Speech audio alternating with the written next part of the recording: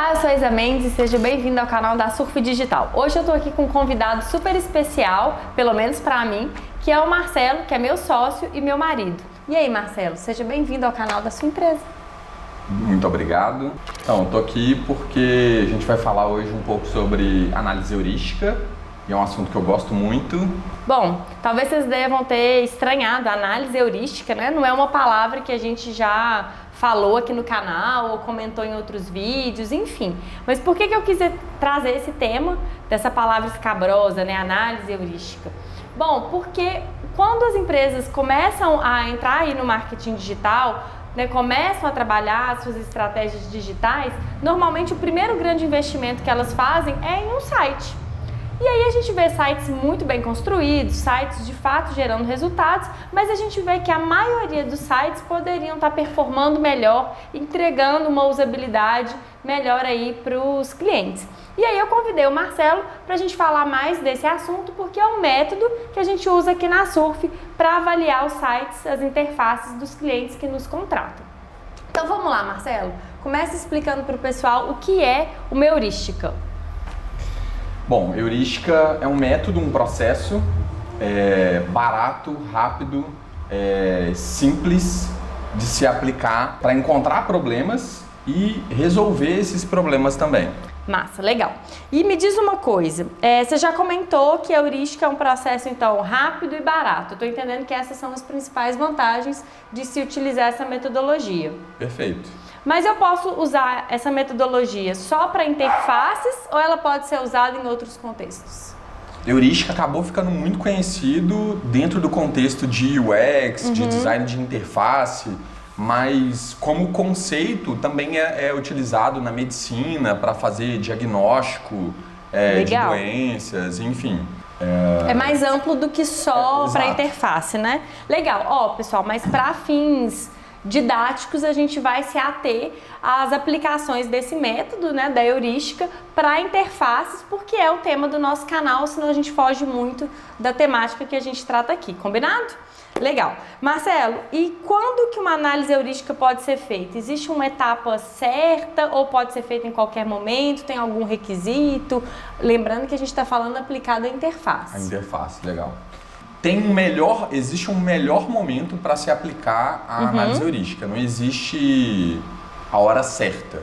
Tá bom. Tá? Mas assim, qual seria esse melhor momento? Quando você tem um trabalho de interface, já tem um site mais evoluído, você tem várias páginas, várias landing pages, você acaba tendo mais dado para analisar, mais histórico de comportamento, né? Comportamento dos usuários, né, das pessoas, dos seus clientes, seja de um site ou de um produto, né, enfim. Sim. Então, eu acho que quando você não tem uma interface, é um pouco mais difícil de você fazer análises de algo que não, né, enfim. E existem outras ferramentas que são mais adequadas aí para quem quer construir uma interface, usar outras ferramentas, né, e deixar a heurística para depois que essa interface já está no ar, já está rodando aí há um certo tempo. Concorda? Concordo. Legal. E me fala uma coisa, para quem está nos assistindo conseguir entender, se a gente for construir um processo de análise heurística, quais são as etapas, como que funciona? Tá. Primeiro de tudo não existe uma fórmula amarrada, enfim. Mas eu acho que existem 4 etapas básicas que não podem faltar. Que não podem faltar. Eu acho que a primeira delas a gente precisa entender o usuário. Então, antes de analisar, é muito importante a gente entender para quem a gente analisa, né? Exatamente, com o olhar, com o viés de quem, né? Quem que é a a minha persona. Quem que vai usar essa interface? Quem vai utilizar essa interface? Quais são as necessidades que essa pessoa tem? Quais são os problemas, né? Quais são as dores que essa pessoa tem? O que ela quer resolver quando ela entra nessa interface? Exato. Agora eu quero só voltar aí para você que está assistindo esse vídeo e lembrar mais uma vez que às vezes vocês podem até achar repetitivo quem já está assistindo o canal há mais tempo, quem já é inscrito aqui. E aproveitando, quem ainda não se inscreveu, aproveita já para se inscrever. Muitas vezes, a gente, talvez quase todas as vezes, a gente sempre fala, olha, já desenhou sua persona?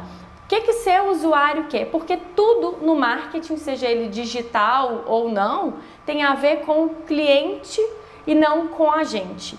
E muitas vezes o que eu percebo, né, no nosso fazer aqui do dia a dia é que os analistas de marketing, os donos de empresa, às vezes querem impor um gosto que é pessoal ou algumas crenças a partir de um trabalho que precisa ser construído para o outro e não sobre a gente. E é por isso que vocês vão ver vídeo aqui sobre como construir sua persona, seu perfil de cliente ideal, como mapear a jornada de compra do seu cliente, enfim. E quando a gente começa a pensar a camada de design, de interface, não tinha como ser diferente, né, Marcelo? Sim. É sempre sobre o outro.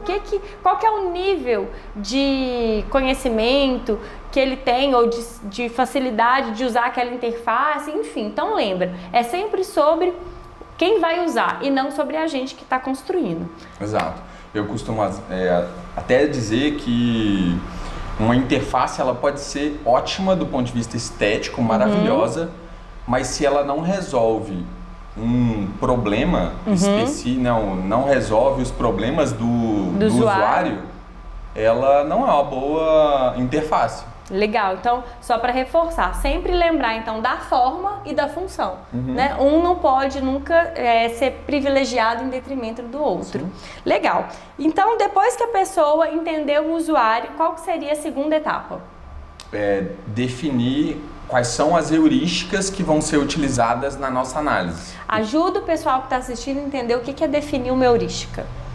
Definir quais são os parâmetros, quais são os critérios que vão ser utilizados para analisar essa interface. Legal, então eu posso pensar o seguinte, você pode analisar 1 milhão de coisas quando você vai olhar uma interface, mas dentro de um processo de análise heurística, você define ali o que é mais importante, o que é mais estratégico, considerando o problema que você quer resolver. E aí você define ali então quais são as heurísticas que você vai analisar, é isso? É isso. Legal. Aí eu levo em consideração também o negócio, Tá. Se é um produto, se é um site, se é só uma landing page, enfim. Perfeito. E aí, terceira etapa, qual seria? Analisar, né? A mão na massa. Então já entendi o usuário, Tá. já defini quais são os parâmetros, quais são as heurísticas, e aí eu vou analisar seguindo esses parâmetros que foram definidos. Então é analisar com o olhar do usuário, né? Sim. Enfim, entendendo aquela persona, como que ela é e como que ela faria essa navegação. Olhar, observar o que você setou de parâmetro, né? O que você setou de heurística. E você tem alguma dica, Marcelo? Algo que é importante com base na sua experiência, que às vezes quem está começando costuma errar ao fazer uma análise heurística? A primeira delas é não considerar o usuário. Tá. Né? Então, assim, é muito importante porque às vezes a gente coloca... Existe uma coisa que chama viés de confirmação. Legal. Então, eu analisar com o meu olhar e não analisar com o olhar de quem é o meu usuário. Tá, então, só explorando um pouco mais a questão do viés de confirmação, que é você já tem uma hipótese e você costuma buscar coisas que validam a sua hipótese, né? É isso que a gente está chamando de viés de confirmação. E aí você só enxerga o que confirma a sua hipótese e deixa de ter um olhar neutro para de fato enxergar o problema, enfim. Posso dar uma dica também? Claro. A minha sugestão é que à medida que você vai fazendo a sua análise heurística, você vai criando formas visuais de documentá-la. Por quê? Depois é difícil comprovar com exemplos. Se você deu print, se você filmou a navegação, fica muito mais fácil depois de embasar a sua defesa ou a sua crítica acerca de determinados itens ali daquela interface. Concorda? Sim. Legal. E tem algumas outras dicas também que são... existem várias ferramentas para se documentar esse processo de análise também. Então, existem ferramentas como... Heatmap. Hotjar, o HIP. É HIP, né? É HIP. Que te dão análises de heatmap, de scroll map, análises... te dá também gravações de vídeo dos usuários navegando no teu site ou no teu produto, né? Enfim. E o legal de ter os vídeos dos usuários é que ajuda muito a reduzir o viés de confirmação. Sim. Porque aí é um usuário real, numa navegação real, se comportando, né? Sim. E aí eu acho essa possibilidade de uso dessas ferramentas geniais, porque você se baseia em dados para tomar as decisões de otimização, de melhoria. E para fechar, qual é a última etapa aí, já que são 4 etapas que não podem faltar na análise heurística? Construir um reporte? Um reporte, né? Um relatório que você consiga contar toda essa história das suas análises, porque muito provavelmente você vai analisar uma porção de coisas e é bem difícil depois você estruturar tudo isso para poder contar essa história. E além disso, é provável que você esteja fazendo essa análise heurística para alguém. E ela não é um fim em si próprio, né? Ela não acaba em você. E aí, ter esses dados documentados, construir ali o que você observou, as hipóteses, os resultados que você colheu, ajuda inclusive a justificar orçamento para fazer as melhorias que você precisa, colocar o time que vai trabalhar nesse projeto com você na mesma página do porquê que você está sugerindo X ou Y mudança. Bom, pessoal, eu espero que vocês tenham gostado desse conteúdo. Eu sei que às vezes é difícil assimilar de uma única vez, já que é o primeiro momento, né, que a gente está trazendo esse tema aqui para o canal. Enfim, então eu fico aí com um convite para o Marcelo fazer um segundo vídeo explicando as 10 heurísticas de Nielsen. Aí eu vou deixar ele gravar sozinho, porque afinal de contas não é minha área de especialidade e eu não quero ficar aqui sobrando no vídeo. Então é isso. Você topa gravar o segundo vídeo, Marcelo? Pode ser. Então tá aí, combinado. Até mais, gente. Obrigado e até o próximo vídeo. Se inscreve aí.